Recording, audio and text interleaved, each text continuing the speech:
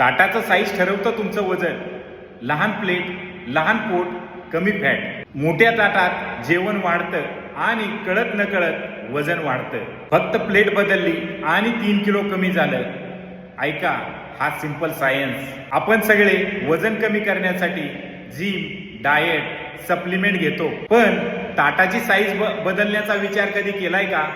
संशोधन सांगतं मोठ्या ताटात मेंदूला जास्त खाण्याचा सिग्नल जातो. मोठं ताट जास्त सर्विंग, जास्त कॅलरीज, फॅट गेन.